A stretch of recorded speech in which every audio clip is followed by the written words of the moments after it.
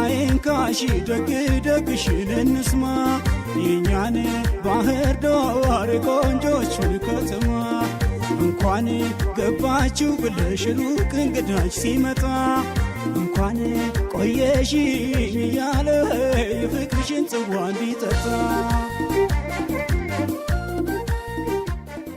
ሰላም ተመልካቾቻችን የባህር ዳር ከተማ አስተዳደር ከአማራ ሚዲያ ኮርፖሬሽን ጋር በትብብር ወደናንተ የሚያደርስላችሁ የጣና ፈርጥ ዝግጅታችን ተጀምሯል። በዛሬው የጣና ፈርጥ ዝግጅታችን እንግዲህ የወሳኝ ኩነት ምዝገባ ምን እንደሚመስል እንቃኛለን ማለት ነው። የወሳኝ ኩነት ምዝገባ ለአንድ ሀገር እድገት አቅጣጫ ለማስያዝ መረጃ የሚሰጥ ነው ማለት ነው። ይህ የወሳኝ ኩነት ምዝገባ እንግዲህ በሁለት መንገድ ይካሄዳል። በአንድ ማዕከል ጤና ጣቢያ ላይና በቀበሌዎች ላይ ይሰጣል ማለት ነው። በአጼ ቴዎድሮስ ክፍለ ከተማ በአባይ ጤና ጣቢያ ተገኝቻለሁ። እንግዲህ የአንድ ማዕከል አገልግሎት እየመዘገቡ ነው የሚገኙት። ይህንን ዝግጅት ወደ እናንተ እናደርሳለን። አብራችሁን ሁኑ።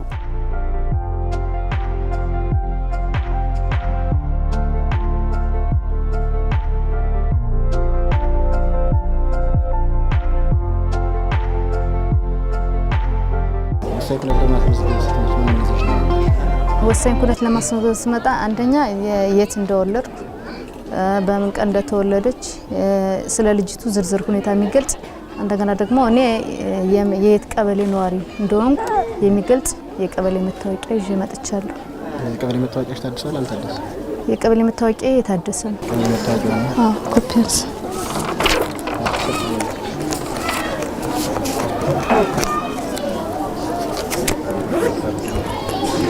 የታደሰ የቀበሌ መታወቂያ ነው። ይሄን ኮፒ ታደርግልኝና መዘግባለሁ ማለት ነው። ኮፒ አምጥቻለሁ እዚህ ጋር ሜሎና ሙሉ ቀን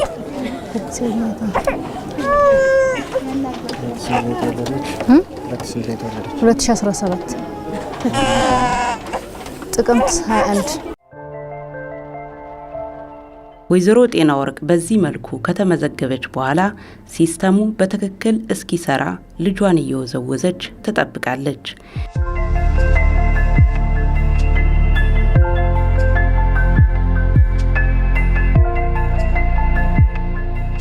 የወሳኝ ኩነት ምዝገባ ስራ ለአንድ ሀገር ዜጎች ከልደት እስከ ህልፈተ ህይወት የሚከሰቱ ወሳኝ ኩነቶች በዋነኛነት የልደት፣ የጋብቻ፣ የፍችና የሞት ክስተቶችን በቀጣይነት በቋሚነትና በአስገዳጅነት የመመዝገብና የማከማቸት እንዲሁም በዋናነት ለህግ ለአስተዳደርና ለስታቲስቲክስ ስራ መረጃ ፍላጎት የማቅረብ ተግባራትን የሚያከናውን ነው። የ3 ወር ልጇን ያስመዘገበችው ወይዘሮ ጤና ወርቅ በጊዜው በመምጣቷ ሀገር ለምትፈልገው መረጃ ሰጣለች።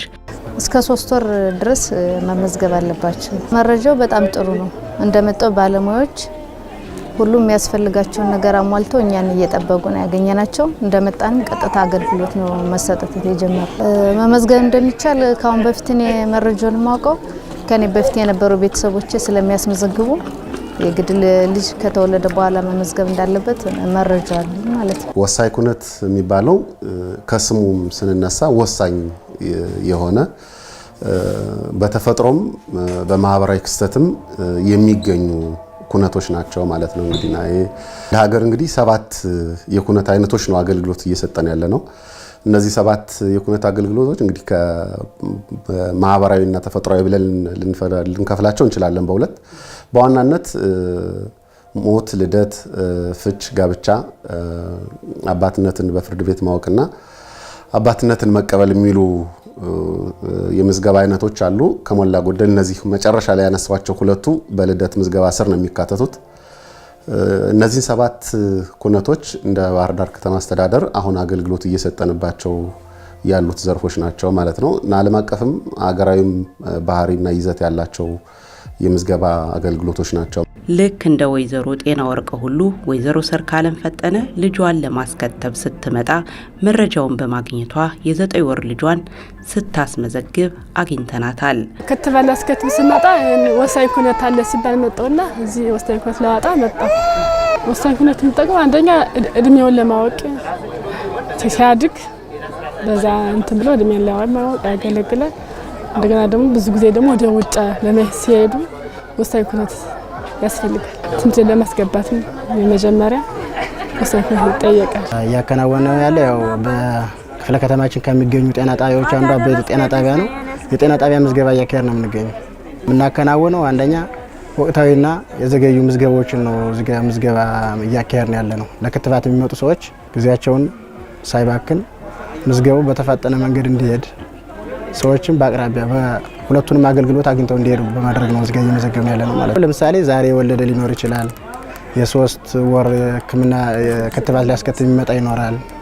የ90 ቀን እና ወይም ደግሞ የ6 ወር ክትባት በሚመጡበት ሰዓት የቀበሌ መታወቂያቸውን ባሉበት የቀበሌ መታወቂያ እንደ አፄ ቴዎድሮስ ክፍለ ከተማ 6 ቀበሌዎች ያሉ አሁን 6ቱም የቀበሌ ማዕከል የምዝገባ ባለሙያ እዚህ ጋር ተቀምጦ ክትባቱ እስከሚያልቅ ድረስ ግንዛቤ እየፈጠርን ክትባታቸው እንደጨረሱ የወሳኝ ኩነት ምዝገባ እንዲያካሄዱ እያደረግን የምንገኘው አሁን ማለት ነው። ሁሉን አቀፍ ቋሚና ቀጣይነት ያለው የወሳኝ ኩነቶች ምዝገባ ስርዓት መዘርጋት ለግለሰቦች፣ ለተቋማት፣ ለሀገርና ለዓለም አቀፍ ማህበረሰብ ከፍተኛ ጠቀሜታን ይሰጣል።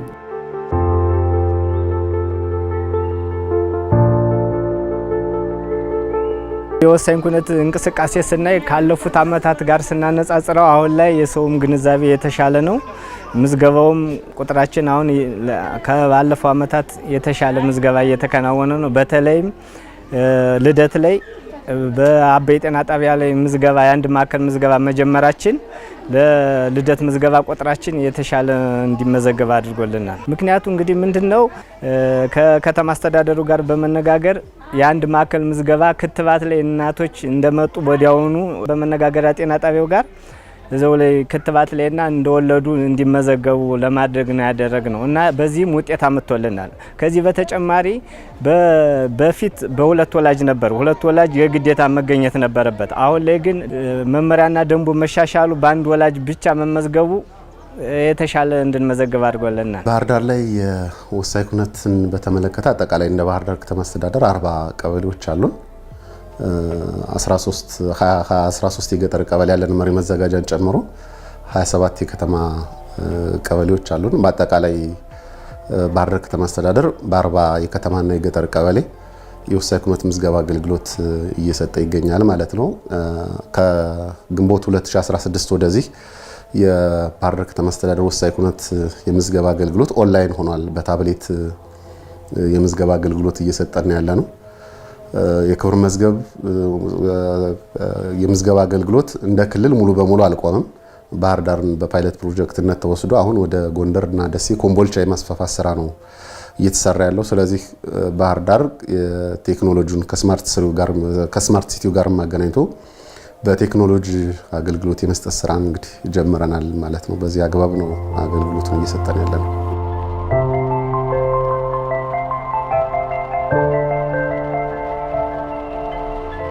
የወሳኝ ኩነቶች ምዝገባ ለአንድ ሀገር ቀጣይ እድገት አቅጣጫ ለመንደፍ አስተማማኝ የመረጃ ምንጭ በመሆን ያገለግላል። እነ ወይዘሮ ጤና ወርቅም ልጃቸው በሚያጋጥማቸው ክስተቶች ሁሉ የልደት ሰርተፊኬቱ እንደሚጠቅማቸው ያምናሉ። የሚጠቅመው ማለት ለተወለዱ ህፃኖች በመረጃውን ቢፈልጉ እኛ ስለሆነ የነሱ መረጃ የምናውቀው እነሱ መረጃውን በትክክል ማግኘት የሚችሉት ወሳኝ ኩነት ከተመዘገበ ነው። በየት እንደተወለዱ፣ ከማን እንደተወለዱ፣ በምን ጊዜና በምን ዓመተ ምህረት እንደተወለዱ እና ከየት አካባቢ እንደተወለዱ መረጃውን በትክክልና በፈለጉት ሰዓት እንዲያገኙት ይጠቅማቸዋል ብዬ አስባለሁ።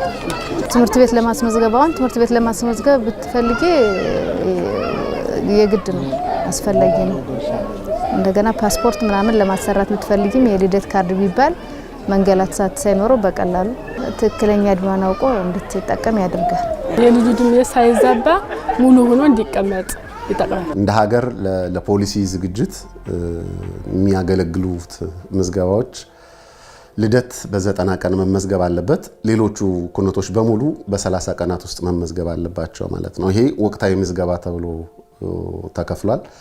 ከ91ኛው ቀን እስከ 1 ዓመት ድረስ ያለው ደግሞ የዘገየ ምዝገባ ተብሎ 91ኛው ቀን ጀምሮ ከተወለደ ከ91ኛው ቀን እስከ 1 ዓመት ፍችም ሞትም ጋብቻም ከተከሰተ ከ31ኛው ቀን እስከ 1 ዓመት ድረስ ያለው ደግሞ የዘገየ ምዝገባ ተብሎ ተከፍሎ በዋናነት ለፖሊሲ ዝግጅት እነዚህ ምዝገባዎች ይፈለጋሉ። ከዚህ ውጭ ያለው ሶስተኛው የምዝገባ አይነት ተቋሙ አገልግሎት ሰጪ ተቋም ስለሆነ ማንኛውም ሰው ለፓስፖርትም ለትምህርት ቤት ምዝገባም ለሌላም አገልግሎት ፈልጎት የሚመጣው ከአንድ ዓመት በላይ የሆነው ማለት ነው ምዝገባ ፈልጎ ሲመጣ እሱንም አገልግሎት እንሰጣለን ማለት ነውና በእነዚህ የሶስት የባህሪ የምዝገባ ባህሪያቶች ላይ ተመስርተን ባህር ዳር ከተማ ላይ የወሳኝ ኩነት ምዝገባ አገልግሎት እንሰጣለን ማለት ነው።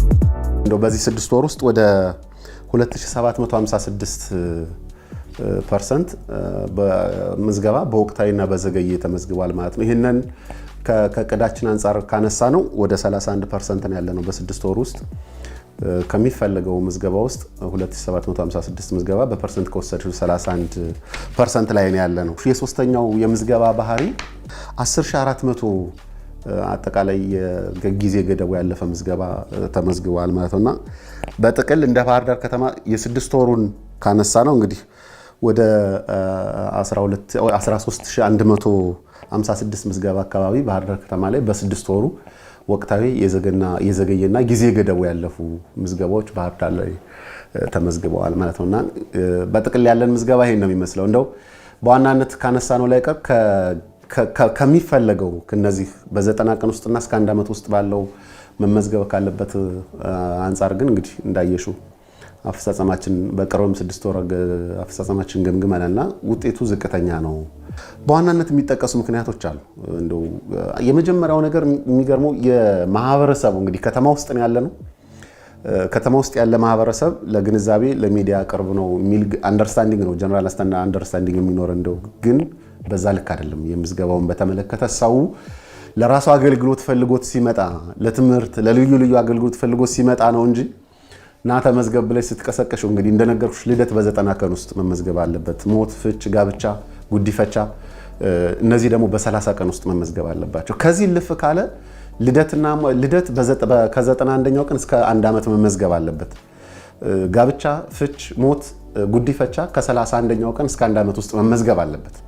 እነዚህ ጊዜ ገደብ ወቅታዊና የዘገየ ምዝገባ ተብሎ ተከፍለው በዚህ መንገድ መመዝገብ አለበት። ዝቅተኛው አፈጻጸም ያለ እዚህ ላይ ነው።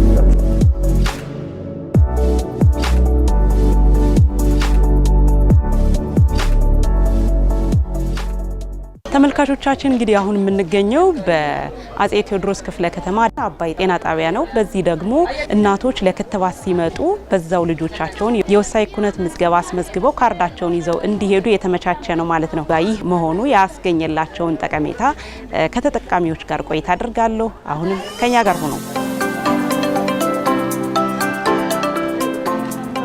ቀበሌ እንደሚሰጠው ጤና ጣቢያ ግን ከመጣው እዚህ መሆኑ ምንድነው ጥቅሙ ታያለሽ? እንደው እዚህ ላይ መሰጠቱ ጥቅሙ አንደኛ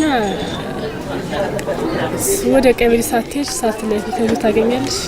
እግር መንገድሽን ደግሞ ለክትባትም ለወሳኝ ኩነትም በአንድ ላይ መጠቀም ይቻላል ማለት ነው። 9 ወር ጤና ጣቢያውን ይዘሻታል ወረቀት ይሰጥሻል? አሁን ይዤው ነበር በክፍለ ከተማችን 6 ቀበሌ የተዋቀረ። ስለዚህ 6ቱም ቀበሌ ላይ ያሉ መዝጋቢዎች ጧጧት ከዚህ እንዲገኙና እንዲመዘግቡ እያደረግን እንገኛለን። የምዝገባው ባህሪ በ3 የተከፈለ ነው። አሁን ጤና ተቋም ላይ የአንድ ማዕከል ምዝገባ በሚል አገልግሎት እየሰጠን ነው። ሁሉም ባህር ዳር ከተማ ላይ 6 ጤና ጣቢያዎች አሉ።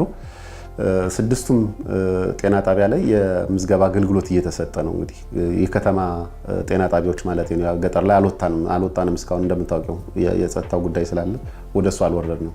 ከተማ ላይ ያሉት 6 ጤና ተቋማት ላይ ግን የአንድ ማዕከል ምዝገባ ሁልጊዜ ከጠዋት አገልግሎት ይሰጣል ማለት ነው። እንግዲህ እዛ ላይ ማን ይመጣል ካልሽ በአንድ በኩል በእለቱ የሚወልዱ እናቶች ናቸው የሚኖሩ፣ በሌላ በኩል ደግሞ እስከ 1 ዓመት ድረስ ክትባት ለማስከተብ የሚመጡ እናቶች ናቸው ያሉ ማለት ነው። እናቶችና ህፃናት የማግኘት እድሉ ሰፊ ያለው ጤና ተቋም ላይ ነው። በዚህ ምክንያት እንግዲህ እናቶች እዛ ሲገኙ እንዲያስመዘግቡ የአንድ ማዕከል ምዝገባ ተጀምሯል ማለት ነው። ያው ከዚህ በፊት ከምዝገባው ባህሪ አንጻር ይገጥመን የነበረ ችግር በሁለት ወላጅ የሚል መመሪያ ስለነበረ ብዙ ሰው ጤና ተቋም ሄደን መዝገባ ጣቢያ ላይ መጥተው ይቸገሩ ነበር።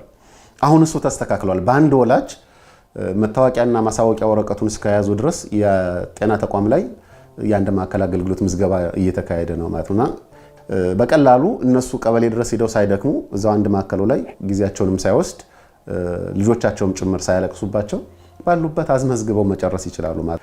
ከአንድ ዓመት በላይ ለሆኑ ኩነቶች ማንም ሰው በሚፈልገው ጊዜ ከጤና ተቋም ውጭ የምዝገባ ጣቢያው ላይ ወይም መደበኛ መኖሪያው ቀበሌው ላይ ምዝገባው ይሰጣል። በሚፈልገው ሰዓት ሄዶ ይሄንን የመመዝገብ መብት አለው ማለት ነው።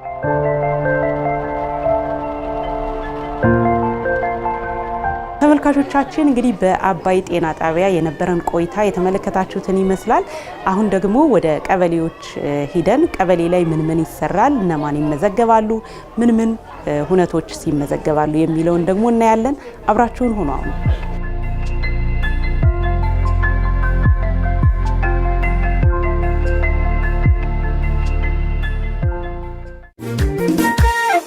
ክፉ አይንካሽ ደግሽን እንስማ የኛን ባህር ዳር ቆንጆችን ከተማ። ውድ ተመልካቾቻችን እንግዲህ የአባይ ጤና ጣቢያ የአንድ ማዕከል አገልግሎትን የወሳኝ ኩነት ምዝገባን ተመልክተን ደግሞ በጣና ክፍለ ከተማ የሚገኘው የባታ ቀበሌ ላይ እንዴት እንደሚከናወን ስራውን እንመለከታለን ማለት ነው። አሁንም ከኛ ጋር ሆኑ፣ አብራችሁን ቆዩ።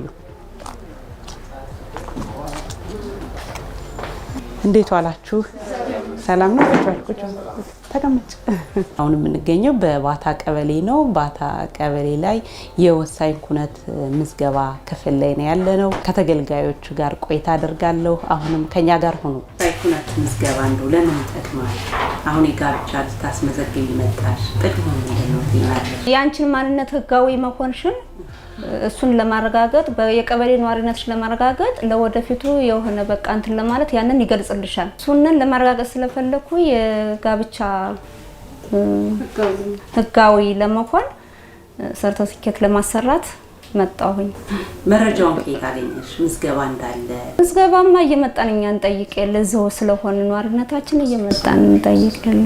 የጋብቻ ሰርተፊኬትም እውቅና ህጋዊነትን በመስጠት ሴቶችና ህጻናትን ከተጠቂነት ለመከላከል ያግዛል። በዚህና ሌሎች ኩነቶችን ሊያስመዘግቡ የመጡ ነዋሪዎችም ከመዝጋቢው የሚጠበቅባቸውን መስፈርቶች በዝርዝር ይቀበላሉ። ያሟሉ ይመዘገባሉ፣ ያላሟሉ ደግሞ አሟልተው እንዲመጡ ይነገራቸዋል። የጋብቻ መስፈርቶችን አሟልተው ይዘሽ መጥተሻል። የጋብቻ መስፈርቶች ምን ነገሮች ናቸው? አንደኛ የባልና ሚስት ሁለቱ መታወቂያ የታደሰ መሆን አለበት። የባታ ቀበሌ ነዋሪ መሆን አለባችሁ።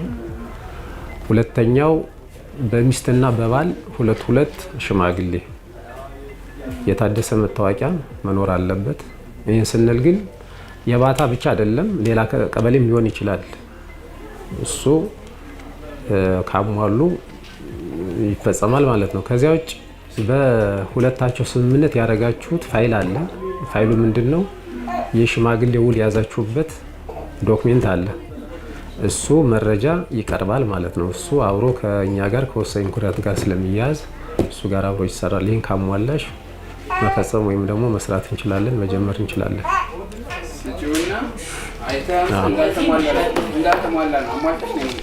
ኦኬ፣ ጥሩ።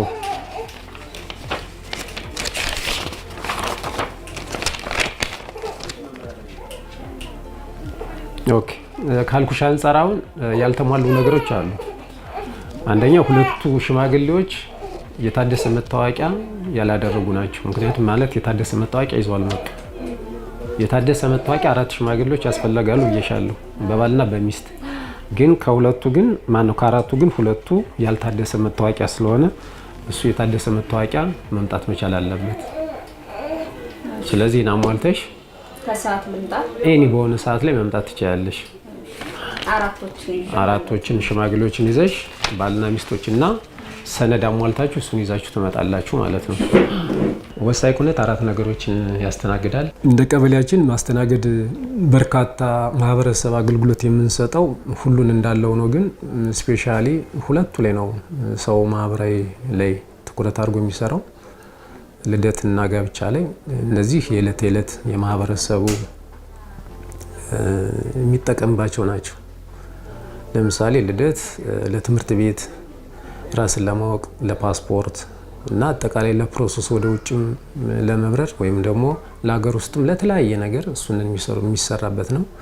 ሁለተኛው ጋብቻም ደግሞ ጋብቻ ከዚህ በፊት በባህላዊ አድርገው ከሆነ አሁን ደግሞ በዘመናዊ ምክንያቱም ይሄ ነገ ጠዋት ባልና ሚስቶች በፍቅር ላይ ጠብ ይመጣ የራሳቸውን ህጋዊ የሆነ ማስረጃ እንዲይዙ ባል ለሚስቱ ሚስት ደግሞ ለባሉ ምን ማስረጃ አለኝ በሚል ስለሆነ ወሳኝ ኩነት አንዱ ጋብቻ ስርዓት የሚከበርበት ጉዳይ ነው። ቀደም ሲል ያው ምዝገባው የነበረ በባህር መዝገብ ነበር። አሁን ደግሞ ወደ ቴክኖሎጂ ተሸጋግራችኋልና በቴክኖሎጂ መስራታችሁ ምን ጥቅም አስገኛላችሁ? ከቴክኖሎጂ አንፃር ያገኘነው ጥቅም ምንድነው? ከነበረው አሁን የተሻለ ነገር የምናደርገው ምንድነው?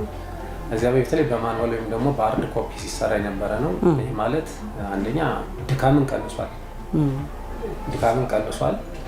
ሁለተኛው ደግሞ ዶክሜንቶችን በቀላሉ ነገር ማግኘት ይቻላል፣ ማስተካከል ይቻላል። ከስክሪፕቶ ወጠን አሁን ያለ ነው በሲስተም ውስጥ ገብተን ነው የምንሰራው እና ድካምንም ቀንሷል። ቴክኖሎጂም ደግሞ በቀላል ነገር ክልል ላይም ፌደራል ላይም ማግኘት በኮዱ መሰረት ስለሆነ ለሰዎችም ቀልጣፋ አገልግሎት በሚያገኙት አካባቢ ደግሞ እሱን የሚያገኙበት የሚያመሳክሩበት ጉዳይ ስለሆነ ጉልበትንም ቀንሷል ብዬ አስባለሁ።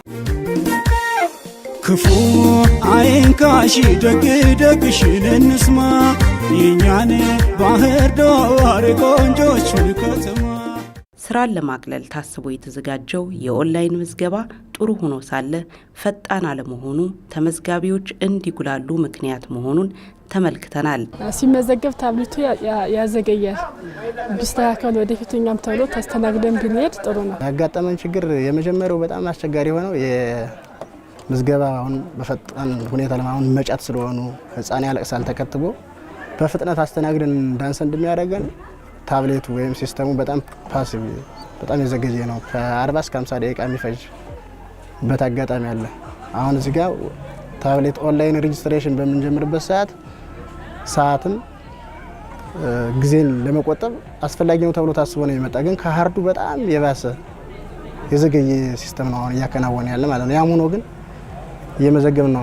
አሁን ስራችን ስንሰራ በጣም ትልቁ በርደን እና ለሰዎች ቀልጣፋ አገልግሎት በመጡበት ሰዓት ላይ በ10 ደቂቃ በ15 ደቂቃ ከመፈጸም አኳያ በጣም እኛ ትንሽ እየተቸገርን ያለንበት ሁኔታ አለ። ምክንያቱም ምንድነው የተሰጠን ታብሌት የእጅ ሞባይል ማለት ነው። በሱ ነው የምንሰራ። እሱ ከኔትወርክ ጋርም ተያይዞ ከብዙ ጊዜ አገልግሎት የሰጠን አኳያ ስለሆነ እንትኑ ካፓሲቲውም ዝቅተኛ ነው እና ይህን ለመሸከም ብዙን ጊዜ ከ90 ቀን በታች ሕክምና ላይ ማስረጃ የሚያመጡ አሉ። ይህን ሁሉ አታች አድርገሽ ነው ዶክሜንት የምታስገቢው። ይህን መያዝ አይችልም፣ ስታክ ያደርጋል፣ ተመልሶ እንትን ያደርጋል እና አንድ ሰው የ90 ቀን የ3 ወር ህፃን ይዛ መጣ እያለቀሰ 1 ሰዓትና 2 ሰዓት የሚፈጅበት ሁኔታ አለ። ስለዚህ ይህንን ለሚመለከተው አካል ሞክረናል፣ ጠይቀናል። ያውቁታል ችግሩንም የሚመለከታቸው ነገር ግን እስካሁን ግን የመጣልን መልስ የለም። ግን እንደ ቀበሌያችን እንደ ወሳኝ ኩነት ባለሙያ ግን በጣም እየተቸገርን ያለንበት አሁን ለምሳሌ እኔ አሁን እያያችሁ ነው አጋጣሚ እዚህ የወሳኝ ኩነት 90 ቀን ያልሞላት የ2 ወር ከ10 ቀን ህፃን አሁን እሷን እያስተናገርኩ ነበር። በተሰጠኝ በመንግስት ታብሌት ግን ስሞክረው ግን ፋንክሽናል ወይም ደግሞ አክቲቭ አይደለም ስላልሆነ ግን ሰትየቱ ከመጣች ከ1 ሰዓት ተኩል በላይ ሆኗታል። ነገር ግን በራሴ በእጅ ሞባይሉ ግን ያው እሱን አገናኝቼ እየተጠቀምኩ ያለሁበት ሁኔታ ነው። ነገር ግን እኛ ይህ ተግባሩ ያው የጋራችን ተግባር እስከሆነ ድረስ ግን ዞሮ መንግስት ደግሞ በዚህ ልክ ደግሞ ማሰብና ማገዝም ወይም ደግሞ መልስ መመለስ አለበት ብዬ አስባለሁ። አንዳንድ ኮሜንት የሚያደርጉ ሰዎች አሉ። ምክንያቱም ከውጭ የሚመጡ ከዚህ እንደዚህ የተለያየ ምክንያት የሚያደርጉ አሉ። በወሳኝ ኩነት ቀልጣፋ አገልግሎት ለመስጠትና ኢቭን ራሱ ወደ ቴክኖሎጂ አሁን ይሄ በሲስተም ነው። ይሄ ከማኑዋል ወጠን ወደ ሲስተም ገብተናል። ይሄ ማለት በፌደራል ደረጃም በክልልም ደረጃም በክፍለ ከተማም ደረጃም በከተማም ደረጃም ሰርቨር ላይ ነው ያለው። ስለዚህ ይሄ አንድ እርምጃ እንደተራመድን አንድ ጉዳይ ነው። ሁለተኛ ይህን ስናደርግ ደግሞ ፈጣን አገልግሎት የሚሰጥ ማቴሪያል መኖር አለበት የሚሉ ግለሰቦችም ተጠቃሚዎችም ኮሜንትም እንደዚህ ጥቆማም እየሰጡን ስለሆነ እናንተም በዚህ ልክም ደግሞ ለሚመለከተው አካል ብታግዙን ጥሩ ነገር ነው እያስባለሁ። አመሰግናለሁ። የመጀመሪያው ነው ባህር ዳር ላይ ነው ይሄ ፓይለት ፕሮጀክት የተጀመረው የኦንላይን ምዝገባ ወደ ዲጂታል ሲስተም የገባ ነው። ሲስተሙን ባህር ዳር ዩኒቨርሲቲ አለማው የመጀመሪያውን ስራ ባህር ዳር ላይ ሞከር ነውና እነዚህ የምታያቸው ታብሌቶች ከዚህ በፊት ሌላ ቦታ ላይ ያገለገሉ ስራውን ለማስጀመር ተብለው የመጡ ናቸው።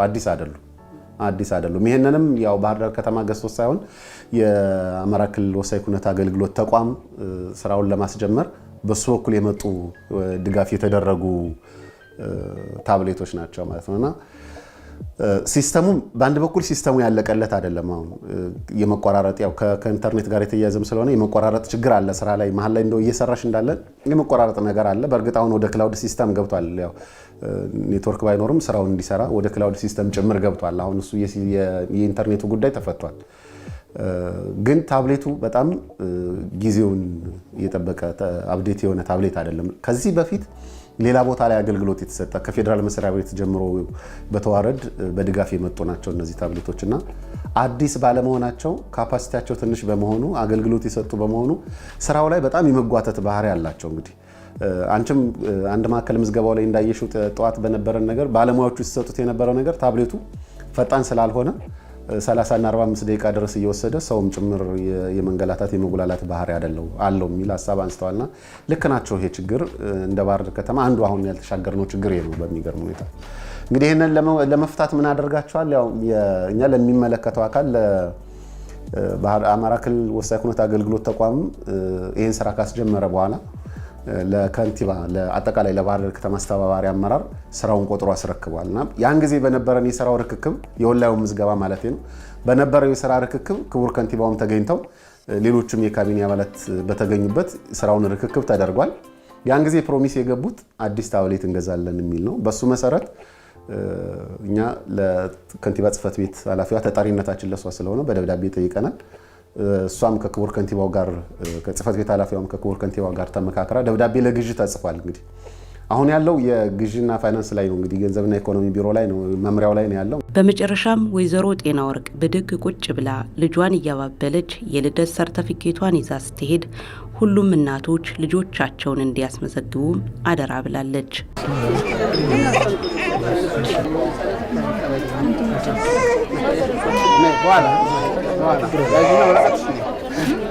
ማንኛውም እናት ልጆቻቸውን ከወለዱ በኋላ የልጆቻቸውን ፋይል በተጠናከረ ሁኔታ እንዲያገኙ ማስመዝገብ አለባቸው። ይህም ብቻ ሳይሆን ማንኛውንም ለህፃናት የሚያስፈልገውን ነገር ማድረግ አለባቸው ብዬ አስባለሁ። በነገራችን ላይ ህጉ ተፈጻሚ ስላልሆነ ነው እንጂ ሰው በወቅቱ ካላስመዘገበ የህግም ተጠያቂነት አለበት። ግን ቅድም እንደነገርኩሽ የግንዛቤ ፈጠራችን ተደራሽነታችንም ያን ያህል ገና ጎልቶ የወጣ ስላልሆነ ሰው አውቆት መፈጸም አቅቶታል ወይም ደግሞ ወደ አስገዳጅነት እንግባ የሚባልበት ደረጃ ላይ ስላልደረስን ካልሆነ በስተቀር የወጣም ህግ አለው። ይሄንን ሰው በወለደ ጊዜ፣ በተጋባ ጊዜ፣ ፍችን በፈጸመ ጊዜ፣ ሌሎችም ኩነቶች በተፈጸሙ ጊዜ ሰው የማስመዝገብ ኃላፊነትና ግዴታ አለበት እንደ ሀገር።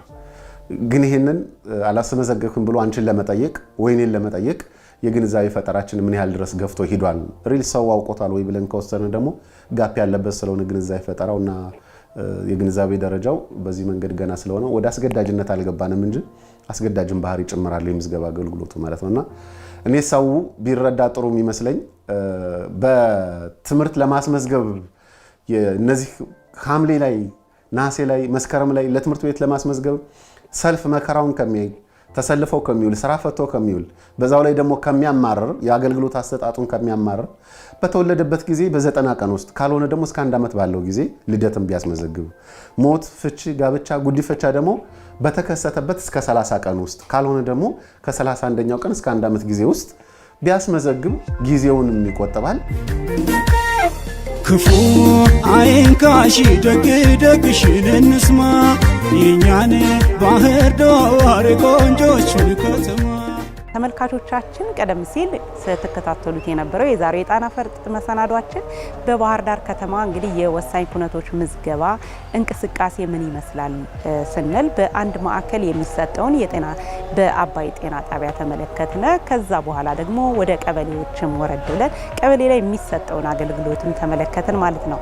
እንግዲህ በአንድ ማዕከል የሚሰጠው ጤና ጣቢያ ላይ እናት እዛው እንደወለደች ወይም ደግሞ ለክትባት ስትሄድ ህፃኑ ልጅ ህፃኗን ልጅ የምታስመዘግብበት ስርዓት ነው። በቀበሌ በኩል ደግሞ ይህ ስርዓትም ይቀጥላል። የጋብቻ፣ የሞት፣ ሌሎች በወሳኝ ኩነት መመዝገብ አለባቸው ተብለው የተቀመጡ ጉዳዮች የሚመዘገብበት ነው ማለት ነው።